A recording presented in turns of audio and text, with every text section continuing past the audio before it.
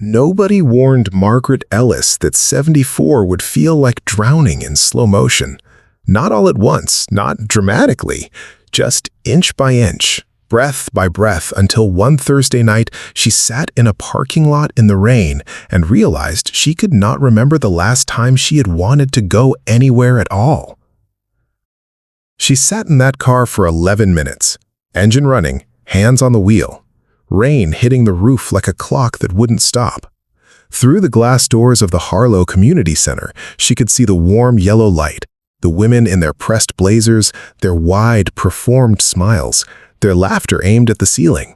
Women her age, women who looked fine, women who had learned like she had to look fine no matter what was happening underneath. She put the car. Nobody warned Margaret Ellis that 74 would feel like drowning in slow motion. Not all at once, not dramatically, just inch by inch, breath by breath, until one Thursday night she sat in a parking lot in the rain and realized she could not remember the last time she had wanted to go anywhere at all. She sat in that car for 11 minutes, engine running, hands on the wheel. Rain hitting the roof like a clock that wouldn't stop. Through the glass doors of the Harlow Community Center, she could see the warm yellow light, the women in their pressed blazers, their wide, performed smiles, their laughter aimed at the ceiling. Women her age, women who looked fine, women who had learned like she had to look fine no matter what was happening underneath. She put the car in reverse. She drove home alone.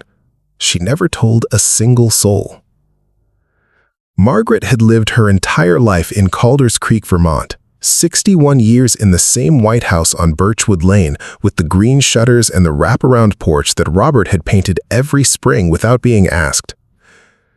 She had raised 3 children in those rooms, buried a husband 6 years ago, survived 2 Vermont winters alone that were so quiet and so cold that they had almost taken something from her she couldn't name. And through all of it, through the grief, through the exhaustion, through the mornings she lay in bed staring at the ceiling wondering how she was supposed to keep filling all this empty time, she had shown up. For the church committee, for the neighborhood association, for the charity galas with the overpriced salads and the conversations that circled and circled without ever landing anywhere real, for the brunches, for the country club lunches, for the harvest gala, for the PTA events she attended even after her own children had grown and left, because leaving felt like disappearing, and she was not ready to disappear. She had always shown up. It was not strength, she understood that now. It was fear, dressed in a blazer and pearl earrings. Robert had been gone 6 years. 6 years of reaching across the bed in the dark and finding only the flat, cold emptiness of a pillow that no longer held the shape of anyone. 6 years of cooking dinner for one and turning the television up too loud, not because she couldn't hear it, but because silence had weight. Real, physical weight that pressed against her sternum when the sun went down and didn't lift again until morning. 6 years of missing him in small ways nobody thought to ask about, the way he burned toast every Sunday and ate it anyway, the way he said her name like it meant something specific, the way the house had its own sound when he was in it, a low, warm hum of another person existing nearby, and how completely that sound was gone now. But she kept going out, because the moment you stopped, the looks started. The tilted heads, the careful voices, the "are you doing okay, really?" with the emphasis on really that meant the answer had already been decided. Margaret was 74 years old, and she was not ready to become someone's concern. So she performed. Week after week she performed. Until Eleanor fell. Eleanor Marsh had been her closest friend for 43 years. They had met at a school fundraiser in 1981, bonded over terrible coffee and a shared hatred of a particularly insufferable school board member, and had been inseparable ever since. Eleanor was the kind of woman who filled rooms without trying. Loud laugh, fast wit, the first one on the dance floor and the last one to leave. At 71, she still moved like someone who had never been told her body had limits. At the Harvest Gala that October, Eleanor was dancing. Of course she was dancing. The band had a brass section, and Eleanor had pulled two women from their chairs and was spinning between them, her silver hair catching the chandelier light, her face open and joyful in the way of someone who genuinely does not care who was watching. Margaret was watching from her table with a smile that was half love and half a fear she couldn't explain, a low hum of dread she had been carrying for months without knowing where to put it. Then, Eleanor's heel caught the edge of the dance floor. The sound was not loud. That was the thing nobody talked about afterward. How a moment that shattered everything could make so little noise. A small gasp, a half word, and then Eleanor was on the floor, and the brass band played on for 2 full terrible seconds before anyone stopped it. And those 2 seconds felt to Margaret like the floor of the world giving way. The ambulance came.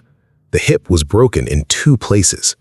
The surgeon used words like significant recovery timeline and mobility challenges in a voice so flat and clinical it felt like an insult. Eleanor was 71 years old. She had been dancing 40 seconds ago. Margaret sat in that hospital waiting room until 2 in the morning. She drank coffee she didn't taste. She watched the fluorescent lights hum. She thought about Eleanor's face, that open, joyful, unguarded face in the last moment before everything changed. And then she thought about the drive home. The dark roads, her night vision not what it used to be, the ache in her hands on cold steering wheels. The way she had been pushing through those things for years without saying a word to anyone, because saying the words felt like handing someone a reason to take things from her. Her car, her independence, her last remaining proof that she was still capable of her own life. She drove home through the dark. She pulled into her driveway and sat there for a long time with the engine off. Then she went inside and sat at her kitchen table, and in the silence of her own house, with no one watching and no one to perform for, she let herself be honest for the first time in years. She was exhausted.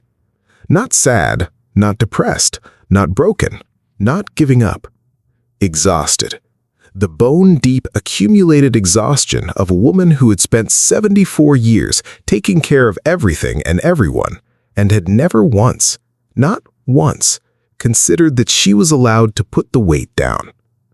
She stopped going out the following week. Not all at once, not dramatically.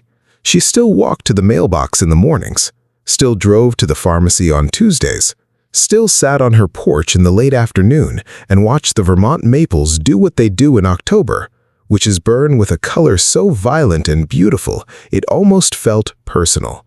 But she stopped going to the galas. She let the phone ring. She resigned from 2 committees she had served on for 11 years and waited for the guilt to arrive like a punishment. It didn't come. What came instead was a Tuesday morning with nowhere to be. She woke at her real hour, not the alarm-driven one, but the one her body had been quietly requesting for years. She made coffee slowly. She stood at the kitchen window and watched 2 cardinals argue over the backyard feeder. She did not rush. She did not check the time. She did not rehearse what she would say to anyone. Then she went to the sunroom. In the corner, under a cotton drop cloth, were her oil paints. Robert had given them to her for their 35th anniversary, a beautiful wooden case with brass latches, more colors than she had ever known what to do with. She had used them twice. Then life swallowed the time, the way life does, and she had covered them and moved on, and told herself she would come back to them someday. Someday was 22 years ago. She pulled off the cloth. Some of the paints had dried. She ordered new ones online, which took her 45 minutes in the reading glasses she always forgot she needed. And 3 days later, she stood in the morning light of her sunroom with a blank canvas and painted the worst cardinal anyone had ever seen. Too fat. Wrong shade of red. The branch it sat on looked like a question mark. She laughed.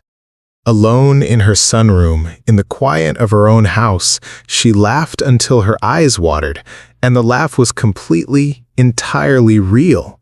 No audience, no performance, just a woman and her terrible painting, and the specific freedom of not caring what anyone thought. She cooked meals she actually wanted. She wrote long handwritten letters to her grandchildren in her slow, careful cursive. On a gray November afternoon, she pulled Robert's photographs from the cedar chest in the bedroom, the ones she had packed away because looking at them had been too sharp for too long. And she spread them across the living room floor and sat among them for hours, not grieving, remembering. His laugh, his burned toast, the way he said her name like it was the answer to something. She let herself cry. Then she made soup, watched the evening news, and went to bed at 8:30 without apologizing to anyone. This was her life, and it was, she understood it slowly and then, all at once, the most honest life she had ever lived. But the world did not understand. Karen called every 3 days, her voice stretched carefully over a worry she was trying to hide. "Karen, the harvest dinner is this Saturday. Mrs. Patterson asked about you." And beneath the words, always beneath them, the real question, "Are you disappearing? Should I be frightened?" Her friend Donna arrived one afternoon unannounced, sat at the kitchen table with an expression working very hard not to be pity, looked around the quiet house and said, "You seem peaceful," in the tone of someone reporting a symptom. "I am," Margaret said. "But don't you miss people?" Margaret thought about Eleanor. Sitting in her daughter's house now, learning to navigate a walker, the dancing behind her forever. She thought about the brass band playing on for those 2 terrible seconds. She thought about parking lots and fog and 40 years of smiling on command. "I miss certain things," she said. "I don't miss pretending." Donna didn't know what to do with that. She left and Margaret stood at the window and watched her drive away and felt something she had not expected. Whole. Not lonely, not forgotten, not diminished. Whole. Winter arrived without apology. The world outside went white and still, and the silence took on a different quality, cleaner somehow, more honest. Margaret lit the fireplace and sat in Robert's chair with a quilt and a book she had been meaning to read for 2 years. She read it in 4 days. She started another. Then one Tuesday in December, Karen's car appeared in the driveway. No phone call, no warning, just the knock of a daughter bracing herself for something terrible. Margaret opened the door in her painting clothes. Old jeans, flannel shirt with cobalt blue across the sleeve, flour on her hands from a pie she was making for no reason other than she wanted pie. Karen stared. She had driven 2 hours preparing herself for decline, for a mother who looked hollowed and lost, who needed gentle suggestions about grief counselors and senior centers and the importance of staying connected. She had rehearsed the entire conversation in her head on the highway. She had not rehearsed this. Her mother, standing in the doorway of her own home, covered in paint and flour, looking more alive than Karen had seen her look in years. They sat at the kitchen table for 3 hours. Margaret told her daughter everything, the parking lot, the 11 minutes, the exhaustion she had been swallowing in silence, the relief she had not expected. She said the words she had never said to anyone. Karen cried before Margaret finished. Not from sadness, from the sharp, specific grief of a daughter who realizes she had been watching her mother perform for years and had never once asked if she was tired, had never once said, "You don't have to keep going out. You don't have to keep showing up. You are allowed to rest." Margaret reached across the table and took her daughter's hand. "I'm not disappearing," she said quietly. "I'm just finally here." Karen drove home in the early dark. Margaret stood at the window and watched the taillights disappear down Birchwood Lane. Then she turned back to her kitchen, her fireplace, her letters, her paintings, her silence. She walked to the sunroom. On the easel was her latest work, the backyard in first snow, the feeder standing patient in the white, the cardinals gone for the season, but the branch still there, waiting. The perspective was still slightly off. The shadows were still wrong. It was the most beautiful thing she had ever made. She picked up her brush. Outside, snow fell on Calder's Creek in the slow, unhurried way of something that has nowhere else to be. Inside, a 74-year-old woman painted in the lamplight, and for the first time in longer than she could measure, she was not waiting. Not waiting to feel better. Not waiting to stop grieving. Not waiting to become the version of herself that the world found comfortable. She was simply here, in her own home, in her own light, in her own life. Robert's chair by the fire, the cardinal's feeder in the snow, the smell of pie from the kitchen, the soft scratch of a brush on canvas. She had spent 50 years searching for peace in crowded rooms and busy calendars and the approval of people who would never fully understand her anyway. It had been here the whole time. Right here. Waiting for her. She set the brush down, looked at the painting, looked at the snow, felt the fireplace warm at her back and the quiet of the house around her like something solid, something safe, something that had always been hers and had simply been waiting for her to come home to it. And Margaret Ellis, 74 years old, widow, mother, terrible and joyful painter, finally honest woman, closed her eyes and rested. For the first time in her entire life, she rested. If this story reached something inside you, if you thought of your mother, your grandmother, or yourself, you are exactly who this channel was made for. Subscribe to the 11th Hour's Last Words.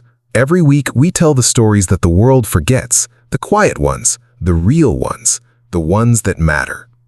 Hit subscribe. Leave a comment below. Tell us who Margaret reminded you of, because some stories deserve to be heard, especially the ones told in silence. This story teaches that slowing down is not surrender, that solitude is not loneliness, that the most courageous thing a person can do at any age is stop performing happiness for the comfort of others and start living honestly inside their own life. For every senior who has felt guilty for resting, for every adult child who mistook peace for decline, for every person carrying exhaustion they have never admitted out loud, this story says, you are allowed to put it down.